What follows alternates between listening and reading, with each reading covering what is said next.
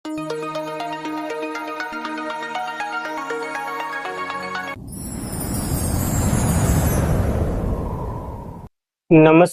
ગુજરાતના અધિકારી મિત્રો, આજે આપણે 23 મે 2026 નું મોસ્ટ ઇમ્પોર્ટન્ટ કરંટ અફેર સાથે સાથે જીકે અને જીએસ વિશે ચર્ચા કરવાના છે.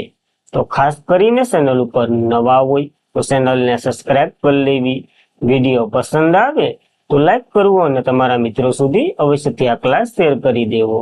તો ચલીએ આજના ઇમ્પોર્ટન્ટ ક્લાસની આપણે શરૂઆત કરી દઈએ. તો આંતરરાષ્ટ્રીય જૈવ વિવિધતા દિવસ દર વર્ષે કયા દિવસે મનાવવામાં આવે છે? તો 22 મેના રોજ આ એક મહત્વનો જે જીવન સૃષ્ટિ માટે જણુની બધાયનું જીવન ચક્ર ચાલે એના માટેનો આ એક મહત્વનો આપણે દિવસ કહી શકીએ. જૈવ વિવિધતા મુદ્દાઓને સમજતી અને જાગૃતિ વધારવા માટે સંયુક્ત રાષ્ટ્રે 22 મેના રોજ આંતરરાષ્ટ્રીય જૈવ વિવિધતા દિવસ જાહેર કર્યો હતો. 1993 ના અંતમાં યુએન જનરલ એસેમ્બલીએ બીજી સમિટ દ્વારા પહેલી વાર બનાવવામાં આવેલ આ ત્યારે 29 ડિસેમ્બર જૈવ વિવિધતા સંમેલન અમલને પ્રવેશ તારીખ છે. તો આ 29 ડિસેમ્બરે તો કે આને અમલ કર્યો હતો કે હવે આપણે 22 મેના રોજ આ એક દિવસ ઉજવશું. તો બંને તારીખમાં કન્ફ્યુઝન ન થતા આંતરરાષ્ટ્રીય જૈવ વિવિધતા દિવસ તરીકે નિયુક્ત કરવામાં આવ્યો હતો આ. અને ડિસેમ્બર 2000માં યુનાઇટેડ નેશનલ જનરલ એસેમ્બલીએ 22 મે 1992 ના રોજ જૈવ વિવિધતા પરના જે સંમેલન અને સહમત લખાણ માટે જે નૈરોબી કેન્યાનું કેપિટલ છે ને ત્યાં એક એક્ટ ખબર છે આપણને, જે એક્ટ થયો હતો જૈવ વિવિધતા માટેનો જ, અને એના જ માનમાં આપણે આ દિવસ 22 મેના રોજ ઉજવીએ છીએ. તો આ મહત્વના ફેક્ટો આપણને યાદ રહેવા જોઈએ. આની થીમ તો કે વૈશ્વિક અસર માટે સ્થાનિક રીતે કાર્ય કરવું, તો ખાસ મહત્વનો છે. તો આપણને યાદ રાખવો એક દિવસ. ત્યારબાદ તો કે મેના દિવસો જોઈ લઈએ. 1 મે આંતરરાષ્ટ્રીય મજૂર દિવસ અને ગુજરાતનો 66મો સ્થાપના દિવસ. 2 મે વિશ્વ ટૂના દિવસ. 3 મે વિશ્વ પ્રેસ સ્વાતંત્રતા દિવસ. 4 મે આંતરરાષ્ટ્રીય અગ્નિશામકોનો દિવસ. 5 મે વિશ્વ અસ્થમા દિવસ, જે મંગળવારના મે મહિનાના પ્રથમ મંગળવારે હોય. 7 મે વિશ્વ એથ્લેટિક દિવસ. 8 મે વિશ્વ થેલેસીમિયા દિવસ અને વિશ્વ રેડ ક્રોસ દિવસ. 11 મે રાષ્ટ્રીય ટેકનોલોજી દિવસ. 12 મે આંતરરાષ્ટ્રીય નર્સ દિવસ અને આંતરરાષ્ટ્રીય છોડના આરોગ્યનો દિવસ. 15 મે આંતરરાષ્ટ્રીય પરિવાર દિવસ અને રાષ્ટ્રીય લુપ્ત પ્રાણી પ્રજાતિનો દિવસ, જે મે મહિનાના ત્રીજા શુક્રવારે હોય. 16 મે રાષ્ટ્રીય ડેન્ગ્યુ દિવસ, આંતરરાષ્ટ્રીય પ્રકાશ દિવસ અને સિક્કિમનો સ્થાપના દિવસ મનાવ્યો. 17 મે વિશ્વ દૂરસંચાર અને માહિતી સમાજનો દિવસ. વિશ્વ હાઇપરટેન્શન દિવસ પણ 17 મેના રોજ જ હોય. 18 મે આંતરરાષ્ટ્રીય સંગ્રહાલય દિવસ અને વિશ્વ એઇડ રસીકરણનો દિવસ. 20 મે વિશ્વ મધમાખી દિવસ અને વિશ્વ મેટ્રોલોજી દિવસ. 21 મે રાષ્ટ્રીય આતંકવાદ વિરુદ્ધનો દિવસ આપણે મનાવી ચૂક્યા છે. તો આ મહત્વના દિવસો આપણને યાદ રહેવા જોઈએ. ત્યારબાદ કયા એરપોર્ટ પર 4000 કરોડ એર ટ્રેન પ્રોજેક્ટ સ્થાપિત કરવામાં આવશે? તો જે નવી દિલ્હીમાં આવેલું છે ને ઇન્દિરા ગાંધી ઇન્ટરનેશનલ એરપોર્ટ, અહીંયા આવી ઉડતી ટ્રેન એટલે કે એર ટ્રેન, એટલે કે ઉડતી તો ન હોય પણ આ ટાઈપની જો ગોઠવેલી હોય, ગોઠવણી કરેલી એ ટાઈપની ટ્રેન ઉડશે. આ શું કરશે? તો કે અલગ અલગ ટર્મિનલે પુગાડશે વ્યક્તિઓને. તો નવી દિલ્હીમાં ઇન્દિરા ગાંધી આંતરરાષ્ટ્રીય મુખ્ય મથક એટલે કે વિમાન મથક હવે ભવિષ્યમાં તેમનું સૌથી મોટું મુસાફરી સુવિધા અપગ્રેડ માટેનું એક તૈયાર કરી રહ્યું છે. ઘણા વર્ષની ચર્ચા પછી દિલ્હી આંતરરાષ્ટ્રીય વિમાન મથક લિમિટેડે પુષ્ટિ કરી છે કે એરપોર્ટ તેમની પ્રથમ સ્વસંચાલિત એટલે કે એની આઈપીએલ છે એર ટ્રેન સિસ્ટમ મળશે, જે ટર્મિનલ વચ્ચે ટ્રાન્સફોર્મર વધુ ઝડપ અને સરળ બનાવવા માટે રચાયેલી હશે. આ એર ટ્રેન તો કે આ ડ્રાઈવરલેસ હશે, એટલે કે આમાં ડ્રાઈવર બાઈવર કંઈ નહીં હોય. આ એરપોર્ટના વિવિધ ભાગોમાં જોડશે અને મુસાફરીઓને તેમાં બેસી અને એક ટર્મિનલથી બીજા ટર્મિનલ ઝડપથી અને સરળતાથી મુસાફરી કરી શકશે, જેનાથી ઘણા ફાયદા થશે. ટ્રાફિક નિયંત્રણ થશે, માલ સામાન વગેરે પુગાડવાનો ફાયદો થશે. તે ક્યાં એટલે કે કેટલામાં થશે? તો કે 7.7 કિલોમીટર લાંબો જે વિસ્તાર છે ને આ બધીમાં એ ગોઠવવામાં આવશે. એક સ્ટેશનથી બીજા સ્ટેશન, બીજા ટર્મિનલથી ત્રીજા ટર્મિનલ, એવી રીતના 4000 કરોડનો ખર્ચો કરવામાં આવશે. શરૂઆતની અપેક્ષા 2027ની છે. તો ત્યારે પાછું આપણે જોઈ લેવું, કારણ કે આપણે તો સારું જ રાખવાનું છે. તો ડીઆરડીઓએ ULPGM-V3 મિસાઇલનું સફળ પૂર્વ પરીક્ષણ ક્યાં કર્યું છે? તો આંધ્રપ્રદેશના કુન્નૂરમાં આ પરીક્ષણ કર્યું છે. ખાસ કરીને એ ટાઈપની મિસાઇલ છે જેને આપણે ડ્રોન દ્વારા લોન્ચ કરી હતી. તો તાજેતરમાં સંરક્ષણ સંશોધન અને વિકાસ સંગઠન એટલે કે ડીઆરડીઓએ આંધ્રપ્રદેશના કુન્નૂર સ્થિત નેશનલ ઓપન એરિયા રેન્જ ખાતે માનવ રહિત હવાઈ વાહક લોન્ચ કરેલ પ્રિન્સિલ્સ ગ્રાઇન્ડર મિસાઇલ, જેનું આ ફૂલ ફોર્મ છે, એના ફ્લાઇટ ટ્રાયલને સફળતાપૂર્વક પૂર્ણ કર્યું છે. DRDO લેબ્સ 30 MSM સ્ટાર્ટઅપ સમર્થન છે. આ યુરો રિસર્ચ ટેકનોલોજી દ્વારા વિકસિત સ્વદેશી UAV દ્વારા મિસાઇલનું પરીક્ષણ એર ટુ ગાઇડન્સ અને એર ટુ એર એટલે કે એર ટુ ગ્રાઉન્ડ એટલે કે હવા ટુ ગ્રાઉન્ડ એટલે મેદાન અને એર ટુ એર એટલે હવા ટુ હવા બંને મોડમાં પરીક્ષણ કરવામાં આવ્યું છે અને બંને સફળ રહ્યા છે. ખાસ વિશેષતાની વાત કરીએ તો એક સ્માર્ટ મિસાઇલ છે જે ડ્રોનથી છોડવામાં આવે છે. લગભગ 10 કિલોમીટરની રેન્જ સુધી હુમલો કરી શકે છે. તેઓ ડ્યુઅલ ચેનલ 6 છે એટલે કે દિવસ અને રાત બંને સમયમાં કામ કરવાની મંજૂરી આપે છે. તેમાં મોડ્યુલર વોલહેડ ટેકનોલોજી છે. એનો અર્થ એ થયો કે જરૂરિયાત મુજબ જે વિવિધ પ્રકારના સ્ત્રોતો સ્થાપિત કરી શકાય છે. આમાં તો ખાસ મહત્વની બની રહી છે DRDO આનું પરીક્ષણ કર્યું છે ક્યાં તો કે કુન્નુર જે છે ને આંધ્રપ્રદેશનું ત્યાં મહત્વનું છે કારણ કે ડ્રોનથી લોન્ચ કરશું. DRDO ની વાત કરી લઈએ, ડિફેન્સ રિસર્ચ ડેવલપમેન્ટ ઓર્ગેનાઇઝેશન, જેની રચના 1 જાન્યુઆરી 1958 થઈ હતી. આનું હેડક્વાર્ટર નવી દિલ્હીમાં છે. ચેરમેન સમીર વી કામત છે. પ્રથમ ચેરમેન દોલત કોઠારી હતા અને આનું સૂત્ર શક્તિનું મૂળ જ્ઞાનમાં છે. તો ખાસ આ મહત્વની માહિતી આપણને યાદ રહેવી જોઈએ. ત્યારબાદ તાજેતરમાં જ RBI ના એક્ઝિક્યુટિવ ડિરેક્ટર તરીકે કોની નિમણૂક કરવામાં આવી છે? ગુણવંત સિંહની નિમણૂક કરવામાં આવી છે આ પદ માટે. ખાસ ઇમ્પોર્ટન્ટ બની રહ્યું છે. તો ભારતીય જે સિઝન બેંક એટલે કે રિઝર્વ બેંકના કર્મચારી અને તાલીમ વિભાગ, ગૃહ મંત્રાલય સહિત મુખ્ય જે સંસ્થાઓ બેન્કિંગ, મહેસૂલી, પોલીસ સેવા વગેરેના વરિષ્ઠ અધિકારીઓની પોસ્ટિંગ કરવામાં આવ્યું છે. એમાં એક મહત્વના આ છે ગુણવંત સિંહ જે રિઝર્વ બેંક ઓફ ઇન્ડિયાના એક્ઝિક્યુટિવ ડિરેક્ટર તરીકે બઢતી થઈ છે. IRS અધિકારી મનીષ યાદવ જે ભારે ઉદ્યોગ મંત્રાલયના ડેપ્યુટી સેક્રેટરી તરીકે નિયુક્ત થઈ છે. અને વરિષ્ઠ પોલીસ અધિકારી સુરેન્દ્ર કુમાર જે સેન્ટ્રલ ડેપ્યુટેન્સ પર બોર્ડ સિક્યુરિટી ફોર્સ એટલે કે BSF ના ડેપ્યુટી ઇન્સ્પેક્ટર જનરલ તરીકે નિયુક્ત કરવામાં આવ્યા છે. આ મહત્વની 3 નિયુક્તિ આપણને યાદ રાખવી. નકર આ તો RBI ની મહત્વની છે તો એ તો મહત્વ જ છે. RBI ની વાત કરી લઈએ, એનું full form reserve bank of India થાય છે. 1 એપ્રિલ 1935 માં આની રચના થઈ હતી. મુખ્ય મથક મુંબઈમાં છે. યંગ હિલ્ટન કમિશનની ભલામણથી આની રચના કરવામાં આવી હતી. રાષ્ટ્રીયકરણ 1 જાન્યુઆરી 1949. રાજ્યપાલ સંજય મલ્હોત્રા છે 26મા નંબરના. પહેલા British governor sir Osborne Smith હતા. પ્રથમ ભારતીય ગવર્નર તો કે CD દેશમુખ હતા. 4 ડેપ્યુટી ગવર્નર છે. શિશિર ચંદ્ર મુર્મુ, રોહિત જૈન, સ્વામીનાથન જાનકી રમન અને પૂનમ ગુપ્તા. જે પેલી 2 છે ને એ નવી છે તો આપણને યાદ રહેવી જોઈએ. મહત્વનો છે RBI કારણ કે એક પ્રશ્ન તો હોય જ છે ગમે તે એક્ઝામમાં. ત્યારબાદ C-MART પહેલ કયા મંત્રાલય દ્વારા શરૂ કરવામાં આવી છે? તો ગ્રામીણ વિકાસ મંત્રાલયે આ પહેલ શરૂ કરી છે. ખાસ કરીને જે ગામડાઓમાં મહિલા પોતાનું પ્રોડક્ટ બનાવતી હોય ને એને વેચવા માટેનું છે. તો ગ્રામીણ વિકાસ મંત્રાલયે C-MART દ્વારા મહિલાઓની આગેવાની હેઠળ ગ્રામીણ માર્કેટિંગ ઇકોસિસ્ટમને અને રાષ્ટ્રવ્યાપી રોકડ મેળ રજૂ કર્યો છે. અને આપણને ખબર હોય તો C-MART નો ઉલ્લેખ બજેટમાં હતો, જો જોયું હોય તો વ્યવસ્થિત. મંત્રાલય દ્વારા C-MART એટલે કે સ્વ સહાય ઉદ્યોગ સાહસિક માર્કેટિંગ ઇન્વ્યુઝન ફોર રૂરલ ટ્રાન્સફોર્મેશન આ પહેલ શરૂ કરવામાં આવી છે. જે દીનદયાળ અત્યાંતિક યોજના, આ તો કે લોન આપતી એક યોજના છે જેમાં 3 લાખ રૂપિયા લોન આપવામાં આવે છે ખાસ કરીને મહિલાઓને, જે આ સપ્ટેમ્બર 2014માં શરૂ થઈ હતી અને રાષ્ટ્રીય ગ્રામીણ આજીવિકા મિશન છે ને એના દ્વારા લાગુ કરવામાં આવ્યું છે. ગામડાઓમાં ઘણી સ્ત્રીઓ સ્વસહાય જૂથ તરીકે અથાણા, પાપડ, મસાલા, કાપડા, હસ્તકલા વગેરે બનાવતી હોય તો એને વેચવા માટેનો ટાઈમ નથી હોતો અથવા તો વેચવા માટેનું કોઈ પ્લેટફોર્મ નથી હોતું. એના માટે જ આ શરૂ કર્યું છે C-MART.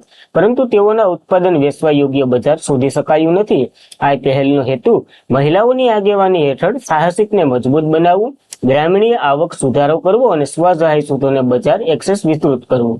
ટૂંકમાં મહિલાઓને બજાર પૂરું પાડવા માટે C-MART શરૂ કર્યું છે. મહત્વની પહેલ છે તો યાદ રાખી લેવી. ત્યારબાદ ધ સ્માઇલ મિશન એ કયા દેશ સાથે મળી અને યુરોપિયન સ્પેસ એજન્સીએ લોન્ચ કર્યું છે? તો ચાઇનાએ 50% ખર્ચો કર્યો અને 50% ખર્ચો યુરોપિયન સ્પેસ એજન્સીએ કર્યો છે. બંનેનું સહિયારું છે. તો યુરોપિયન સ્પેસ એજન્સી એટલે કે ચાઇનીઝ એકેડેમી ઓફ સાયન્સ સાથે મળી તેનો પ્રથમ સંપૂર્ણ સંયુક્ત અવકાશી મિશન જેનું નામ solar wind magnetosphere ionosphere link access plot છે. આ સ્માઇલ નું ફૂલ ફોર્મ છે એને સફળપૂર્વક લોન્ચ કર્યો છે. આ મિશન દક્ષિણ અમેરિકા ફેસા ગુયાન સ્થિત યુરોપના સ્પેસ પોર્ટલ જે વેગા સી રોકેટ દ્વારા લોન્ચ કરવામાં આવ્યો છે, ટૂંકમાં અમેરિકાથી લોન્ચ કરવામાં આવ્યો છે. આ સ્માઇલ એક આગ્રણીય બહુતરંગ અવકાશી સંશોધન મિશન છે જે પૃથ્વીની રચનાત્મક અને ચુંબકીય કવચ, જે ચુંબકીય મંડળ છે, અને સૂર્યમાં જે વહેતા ઉષ્ણવાળા પ્લાઝ્મા એટલે કે સૌર પવનો, ટૂંકમાં અહીંયા વાવાઝોડા અને ધરતીકંપને વગેરેની અસર થાય ને એના લીધે આપણા ઉપગ્રહો હલીડલી જાય છે. હલીડલી જાય તો એને હલીડલી ન જવા માટે આનું શું કહેથી આને મોકલ્યું છે, કેવી રીતના થાય છે આ બધી એના ઉપર પ્રયોગ કરશે. પછી આપણે ઉપગ્રહ લોન્ચ કરીએ તો એ ટાઈપની ખમતી દર હોય ને એ ટાઈપના લોન્ચ કરશું. આનો ઉદ્દેશ્ય સ્માઇલ મૂળભૂત ઉદ્દેશ્ય કેપ્ચર કરવું, સૌર મંડળમાં સૌર પવનો સાથે સક્રિય યુદ્ધમાં પૃથ્વીની જે ચુંબકીય કવચ છે એના વિશે એક્સરે અને અલ્ટ્રાવાયોલેટ છબીઓ બનાવવાનું આનું કામ છે. કારણ કે ગંભીર જ્વાળામુખી કોરોન માસ ઇવેન્ટ્સ માટે આપણું ચુંબકીય સહન કેવી રીતે વિસ્તૃત થાય એના માટેનું છે. સૌર તોફાનો, પ્રારંભિક ચેતવણી સુધારવા, પાવર ગ્રીડ, ઉપગ્રહ, જીપીએસસી સિસ્ટમ, ઉડ્ડયન નેટવર્ક, અવકાશ યાત્રીઓ જેના મહત્વપૂર્ણ માળખા સુવિધા સાથે સુરક્ષા આપણે વધારશું આના લીધે. તો ખાસ મહત્વનો ઉપગ્રહ કહી શકાય કારણ કે બધીને મદદરૂપ છે. ત્યારબાદ ભારતીય વુશુ ટીમે 11મા સાન્ડા વર્લ્ડ કપમાં કેટલા મેડલ જીત્યા છે? તો 5 મેડલ જીત્યા છે. તો એ સારું પ્રદર્શન કર્યું કારણ કે 3જા નંબરે આવ્યું છે. તો ભારતીય વુશુ ટીમ 11મા જે સાન્ડા વર્લ્ડ કપ શાનદાર પ્રદર્શન કર્યું, જે મકાઉ 2 ગોલ્ડ 1 સિલ્વર અને 2 બ્રોન્ઝ જીત્યા છે. 11મા આ વર્લ્ડ કપ સાન્ડા આંતરરાષ્ટ્રીય વિશ્વ સ્પર્ધા છે જે તો કે 11 થી 16 મે 2026 દરમિયાન મકાઉ ચીનમાં યોજાય છે. સાન્ડા વિશ્વ એ લડાઈ શૈલી છે જેમાં સમાવેશ તો કે મુક્કા, લાત, પકડ, ફેંક, તો આ બધી અહીંયાની રમતો છે. મોસ્ટ ઓફ આનો ઉપયોગ થાય છે. ખાસ કરીને મહિલાઓ ખેલાડીએ 100 સભ્યની ટુકડી હતી ને એમાંથી 2 ગોલ્ડ લાવ્યું છે અને 2 ગોલ્ડ આજ લાવ્યું છે, બીજું કોઈ નથી લાવ્યું. એની નામની વાત કરીએ અર્પણા દહિયા, જે મહિલા 52 કિલોગ્રામ શ્રેણીમાં વિયેતનામના વિશ્વ ખેલાડીને હરાવી ગોલ્ડ મેડલ જીત્યો છે. શિવાનીની વાત કરીએ મહિલા 75 કિલોની શ્રેણીમાં તેને પણ ગોલ્ડ જીત્યો છે. જ્યારે ભારતના કુલ મેડલ 5 છે. તો ખાસ આ માહિતી યાદ રાખવી આપણને ઇમ્પોર્ટન્ટ ધરાવે. ત્યારબાદ કયા રાજ્યમાં પ્રગતિ 2026 લશ્કરી કવાયત યોજાઈ છે? તો આનું આયોજન મેઘાલયમાં થયું છે. મહત્વનું છે, જોઈ લઈએ આપણે. પ્રગતિ 2026 એક બહુરાષ્ટ્રીય લશ્કરી કવાયત છે. 2026ની જે આવૃત્તિ છે ને 20 મેના રોજ મેઘાલયમાં શરૂ થવાની છે. 2 અઠવાડિયા સુધી હાલવાની છે. શિલોંગ નજીક ઉમરોઈ છે ને ત્યાં લશ્કરી સ્ટેશન ત્યાં યોજાવાની છે. 13મા દેશના એટલે કે 13 દેશોના જે જવાનો છે અહીં ભાગ લેવા માટે આવવાના છે. 12 ભારત અને 12 ભાગીદારી દેશો એટલે 13 થઈ ગયા. આ ભાગીદારી દેશોમાં તો કે એકવાર નજર સામેથી જવા દેવાના: Bhutan, Cambodia, Indonesia, Laos, Malaysia, Diu, Myanmar, Nepal, Philippines, સેલ્સ, શ્રીલંકા, વિયેતનામ. તો કે ભારતના પાડોશીમાં તો કે જાપાન નથી, પાકિસ્તાન નથી, નગર બીજા બધી છે. તો ખાસ એવી રીતના યાદ રાખવાનું. હવે આ 12 ને ગોખવા એના કરતા નથી એ યાદ રાખી લઉં ને તો વધારે સરળ બનશે. આનો મુખ્ય ઉદ્દેશ્ય તો કે ભારતમાં એક્સ ઇસ્ટ પોલિસીને મજબૂત બનાવી એશિયા દેશો સાથે લશ્કરી સહયોગ વધારવાનો છે. તો આપણને યાદ રહેવું જોઈએ. ત્યારબાદ પુણેની કઈ કંપનીએ રાજ્યમાંથી 300 કિલોમીટર રેન્જ સૂર્યાસ્ત રોકેટનું સફળ પરીક્ષણ કર્યું છે? તો આ પુણેની કંપનીએ તો કે ઓડિશામાં પરીક્ષણ કર્યું છે, ચાંદીપુર ખાતે. અને મોસ્ટ ઓફ રોકેટના પરીક્ષણો ન્યાસ થાય છે. તો દેશની સ્વદેશી સંરક્ષણ ક્ષમતાને પ્રોત્સાહન આપવા માટે ભારતીય કંપની નીડે લિમિટેડ ઓડિશાના ચાંદીપુર ઇન્ટિગ્રેટિવ ટેસ્ટ રેન્જને અનુક્રમે 150 કિલો અને 300 કિલોગ્રામ રેન્જના એક્સ્ટ્રા પિરિયન્સ હોલ જેને સૂર્યાસ્ત રોકેટ ફાયરનું પ્રદર્શન સફળ કર્યું છે. આ સૂર્યાસ્ત રોકેટની વાત કરીએ તો એક સાર્વત્રિક મલ્ટી કેલિબ્રેટર લોન્ચર છે. આ સિસ્ટમ છે જે પ્લેટફોર્મ પરથી વિવિધ રેન્જ રોકેટ અને ડ્રોન બંનેથી લોન્ચ કરી શકાય. મહત્વનું છે ઉપયોગમાં શૂટ એન્ડ સ્કૂલ ક્ષમતા, ફાયરિંગ પર તરત જ સાથે સ્થાન બદલી શકાય. સમજી લો કે અહીં જતું હોય પછી અહીંથી આમ ફેરવું હોય તો આમ ફરી જાય એ ટાઈપનું છે. અને આ અમેરિકાની હિમરસ જેવી આધુનિક રોકેટ સિસ્ટમ છે ને એના સમકક્ષ છે. તો કે એને ટક્કર આપે એવી છે. તો સામેનો દેશ એ પૂછાઈ જાય તો આપણને યાદ રાખવું. પુણે સ્થિર કંપની છે એને બનાવ્યું છે. વૈજ્ઞાનિકોએ કયા ખંડમાંથી પૃથ્વીની સૌથી જૂના અને જાણીતા હવાના નમૂનાઓ શોધી કાઢ્યા છે? તો એટલાન્ટિકા ખંડમાંથી એટલે શોધી કાઢ્યા છે. અને આ બરફમાં જે હવાના નમૂના છે એને ગોત્યા છે. જોઈ લઈએ. એટલાન્ટિકમાં કામ કરતા વૈજ્ઞાનિકોએ પૂર્વ એટલાન્ટિકમાં એલેન હિલ્સ પ્રદેશમાંથી પૃથ્વી પરના સૌથી જૂના જે સીધા તારીખવાળા બરફના હવાના નમૂના શોધી કાઢ્યા. તો શું આમાં તારીખ લખેલી હતી? તો કે ના ભાઈ, એવું નહોતું. આના ઉપર એક પ્રયોગ કરવામાં આવ્યો. એનું નામ તો કે ભૂકાલક્રમશાસ્ત્ર ઓર્ગેન આઇસોટોનનો ઉપયોગ કરી અને આ તારીખ શોધી છે. ખાસ ઇમ્પોર્ટન્ટ બને છે. 6 મિલિયન વર્ષ જૂના છે એવું કીધું છે. ભારતની વાત કરીએ તો ભારત 2029 સુધીમાં એટલાન્ટિકામાં મૈત્રી 2 સંશોધક સ્ટેશન સ્થાપવાની જાહેરાત કરી ચૂક્યું છે. ક્યારે? તો 2024ના એન્ડમાં અને 2025ની શરૂઆતમાં. ભારતે અત્યાર સુધી એટલાન્ટિકમાં 3 કાયમી સંશોધન સ્ટેશનો છે. જો પેલું દક્ષિણ ગંગોત્રી જે 1983માં સ્થાપિત કર્યું હતું, પણ હાલ એ બંધ છે. ત્યારબાદ મૈત્રી જે 1989માં શરૂ કર્યું હતું, હાલ એ ચાલુ છે. ભારતીય 2012માં શરૂ કર્યું હતું. તો મૈત્રી અને ભારતી 2 ચાલુ છે. હવે આપણે મૈત્રી 2 શરૂ કરવાના છે. 2029નો ટાઈમ આપ્યો તો એ શરૂ થઈ જાય ત્યારે વધારે ચર્ચા કરીશું. અને આજના માટે એટલું જ હતું. ખાસ કરીને મિત્રો, વિડીયો પસંદ આવતો હોય તો લાઈક કરો, તમારા મિત્રોને શેર કરો. ચેનલ ઉપર નવા હોય તો અવશ્યથી સબસ્ક્રાઇબ કરી લો. તો બસ આજના માટે એટલું જ રાખીએ. હવે રિવિઝન કરી લઈએ આપણે. રાષ્ટ્રીય આતંકવાદ વિરુદ્ધ દિવસ દર વર્ષે કયા દિવસે ઉજવવામાં આવે છે? 21 મેના રોજ મહત્વનો દિવસ છે. ભારતે કયા રાજ્યમાં કલ્પસર પ્રોજેક્ટ માટે નેધરલેન્ડ સાથે કરાર પર હસ્તાક્ષર કર્યા છે? ગુજરાતે કર્યા, કારણ કે ખંભાતના અખાતને આપણે પર્વ કરવાનો છે.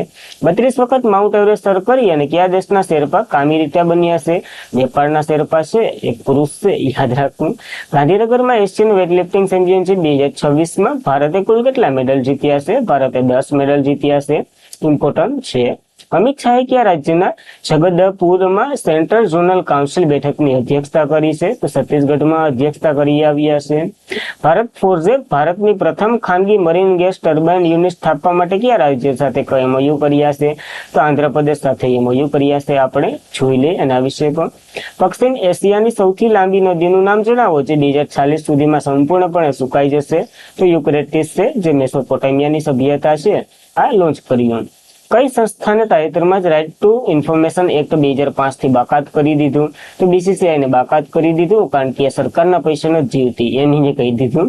ભારતના કયા રાજ્યમાં ત્રીજું નિફ્ટમ સ્થાપિત થવાનું છે? તો બિહારમાં, પેલું હરિયાણામાં, બીજું તમિલનાડુ અને ત્રીજું બિહારમાં.